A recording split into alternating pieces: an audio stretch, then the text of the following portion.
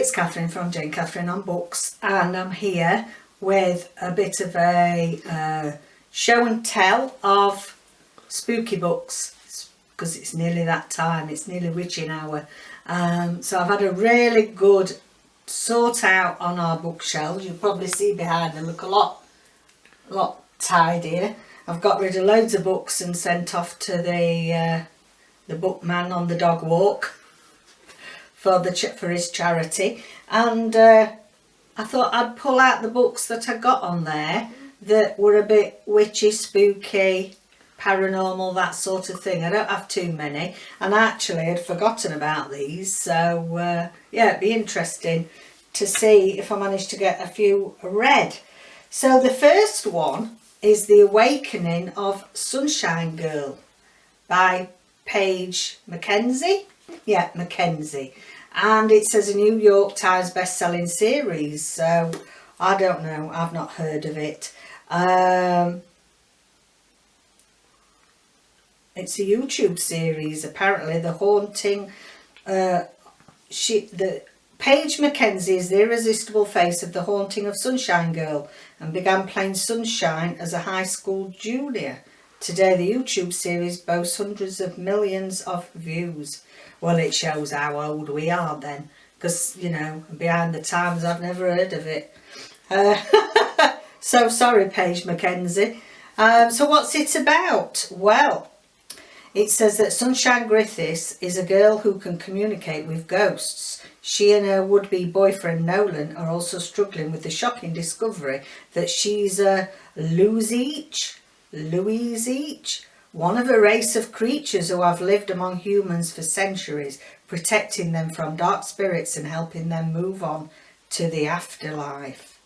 Now Sunshine's powers are fully awakened, and spirits follow her everywhere.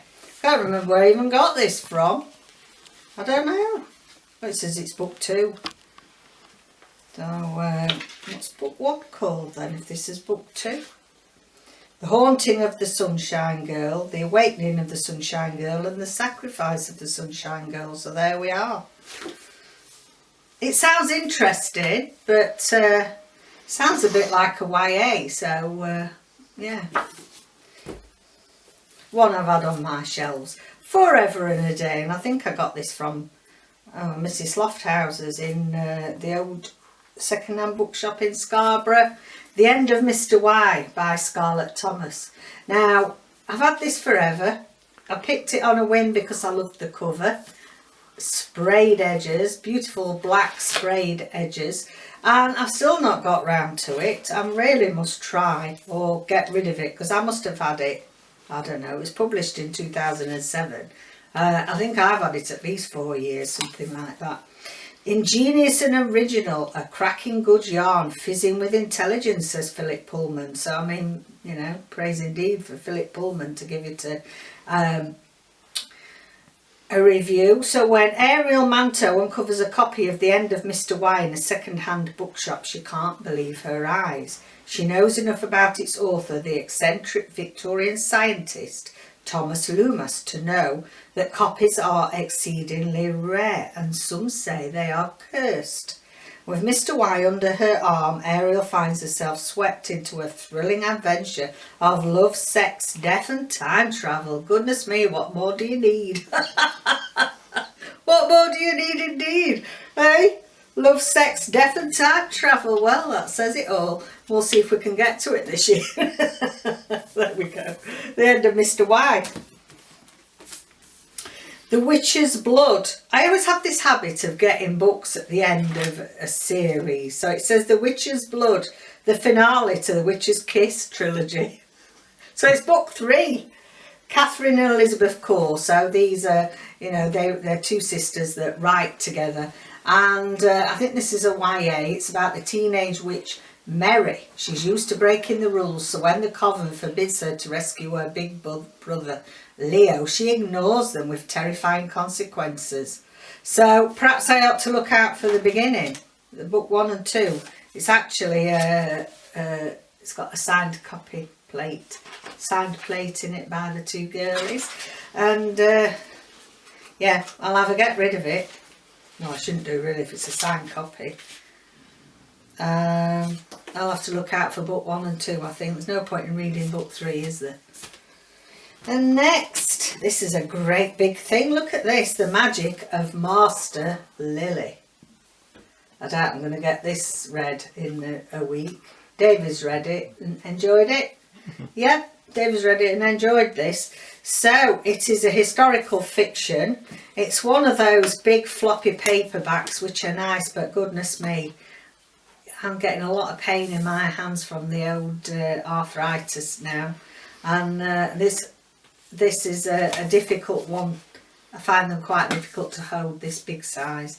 So in 1641, the country of England stands divided.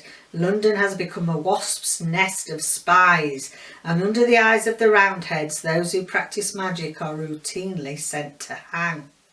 Living in exile in the Surrey countryside is the master astrologer and learned magician William Lilly. Since rumours of occult practice lost him the favour of Parliament, he has not returned to the city, but his talents are well known, and soon he is called up to London once more to read the fate of His Majesty the King. What he sees in the stars will change the course of history. Ooh, now that does sound really, really interesting. I'm sure it was the blurb that got me to buy this. I think it was one of those that was recommended, you know, when Amazon say, well, you've read this, so you probably will enjoy this. I think it was one of those. And it's got about 500 pages, 465 pages. You'd have thought there were more than that, wouldn't you, really? Feels like it, because the one I'm reading at the minute, it's got 500, and, you know, you'd feel in comparison. So the one I'm reading at the moment, and I have to say that I've got about 60 pages left, and I think it's going to be a 4-star read for me. I have really enjoyed it. It's out of my comfort zone. It's not something that I would normally choose. The blurb enticed me because I do like, you know, I am very interested in things to do with the paranormal, etc. And yeah, I thought this sounded good. So it's called The Oversight by Charlie Fletcher. A teeming world of dark deeds and dark magic. Once the Oversight, the secret society that polices the lines between the mundane and the magic, counted hundreds of brave souls amongst its members. Now their number can be tallied on a single hand. So it's a group of people that are, how shall I put it? They are charged with looking after, we could say, a portal. So we hear of these portals, and those of you from Harry Potter days will know about these portals where you can, you know, shift from one world to another or one place to another. And they are in charge of making sure that this portal is running and it's safe from the hands of the baddies. So to stop any ill deeds happening, we've got this group of people called the Oversight. And it's fascinating. There are people afoot who obviously are trying to get hold of the secrets that the Oversight hold and are trying to utilise this portal for their own deadly deeds. And yeah, it's sort of the story. It's told from various people's perspectives in this, and it's sort of told from the voices of the 5 people that are left behind that make up the Oversight, and how to stop their numbers from dwindling. Because if there's less than 5, a hand, it's called the hand. If there's less than 5, then the society has to unfold, and there's nobody there to look after the portal and keep things safe. Yeah, so I'll do a review on that when I've finished it. But yeah, perfect for this time of year, perfect for the season. I didn't think I'd enjoy it, and I am pleasantly surprised. So there we go. There, 1, 2, 3, 4, 5. There's 5 that I found on my my shelves. The other one that I've got that I seem to bring out every year, so I haven't bothered this year, is White is for Witching by Helen Oyemi. Oyemi. I can never say her name. Oyemi, I think. Helen Oyemi. And it's a bit of a magical realism. Another one I didn't think I'd like, and I gave it 5 stars, so it's on my shelves. You know, I'm not getting rid of that. But I seem to bring it out every year in October, so I thought I'd give you a rest this year.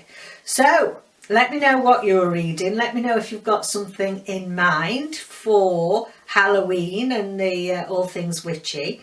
Don't forget to like and subscribe. We're getting very near to that 1,000, guys. And don't forget to check out my craft channel if you would like to have a look at that. So thank you very much for joining me. Take care. Keep safe as always. Bye for now.